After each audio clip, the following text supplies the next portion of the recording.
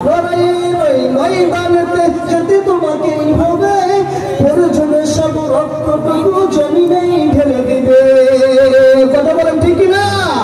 ময়দানেতে যেতে তোমাকেই হবে, প্রয়োজনে সব রক্তটুকু জমিনেই ঢেলে দিবে।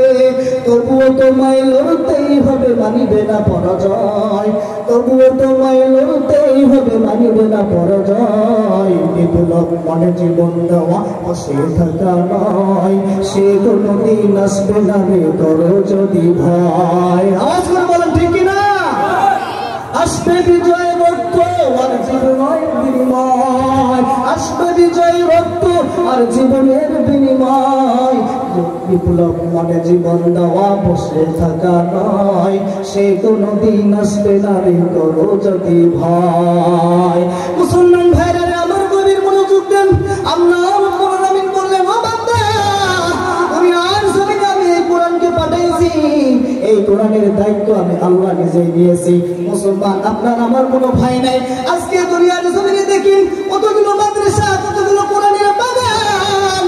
আল্লাহ বলে, বান্দা, যদি কোনো আমার বান্দা যদি এই কোরআনকে নিবে দিয়ে যায়, কোনো বান্দা যদি এই কোরআনকে যদি প্রতিষ্ঠিত না করতে চায়, আল্লাহ রাব্বুল আলামিন বলেন, আল্লাহু ওয়ালিয়্যুল্লাযীনা আমানু ইখরিজুহুম মিনাজ যুলুমাতি ইলান নূর। আল্লাহ রাব্বুল আলামিন তার পবিত্র কোরআনুল কারীমের মধ্যে বলেন, ইরিদুনা লিইউতফিউ নূরাল্লাহ বিআফওয়াহিহিম ওয়াল্লাহু মুতিম্মু নূরিহি ওয়ালাউ কারিহাল কাফিরুন। আল্লাহু আকবার। আল্লাহ রাব্বুল আলামিন বলেন, বান্দা, কোন মুনাফিক, কোন বেঈমান কাফির যদি আমার এই কোরআনকে যদি নিভিয়ে দিতে চায়, আমি আল্লাহ স্বয়ং কথা দিলাম, আমার নূরকে, আলোকে আমি জমিনের মধ্যে আরো বেশি আলোকিত করে দিব। বলি সুবহানাল্লাহ।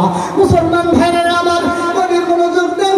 আজকে এই কোরআনের মাহফিল, ও আল্লাহর বান্দারা, আল্লাহ রাব্বুল আলামিন বলেন, বান্দা, যেখানে আমার কোরআনের কথা হয়, আমার আল্লাহর কথা হয়, আমি আল্লাহ তাআলা স্বয়ং ওখানকার মধ্যে আমার খাস রহমত বরকত নাযিল করে দেই। মুসলমান ভাইরা আমার, আজকে এই কোরআনের মাহফিল করতে গেলে কত বাধা। মুসলমান ভাইরা আমার, যেখানে সঠিক কথাগুলো বলা হয় সেখানে আজকে বাধা আসে।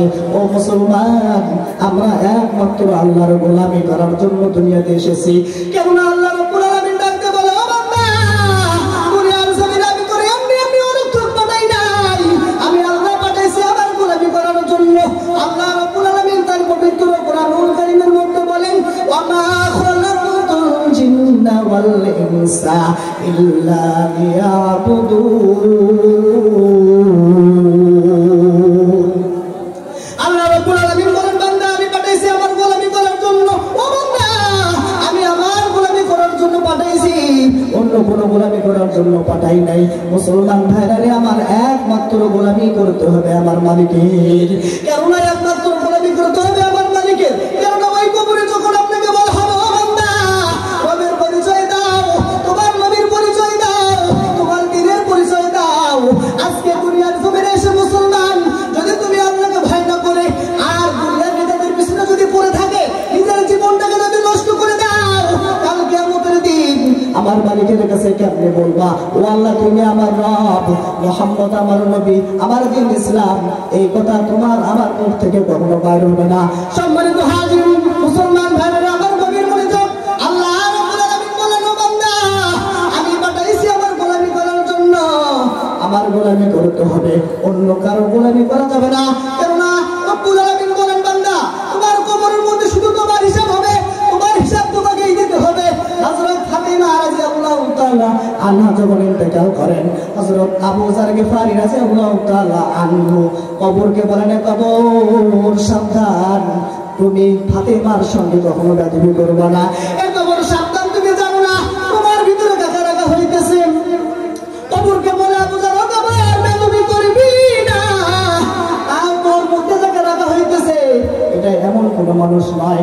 এইটা হলো হযরত হাসান হুসাইন রাদিয়াল্লাহু তাআলা আনহুর মা। এটা হলো হযরত আলী রাদিয়াল্লাহু তাআলা আনহুর স্ত্রী। কবর থেকে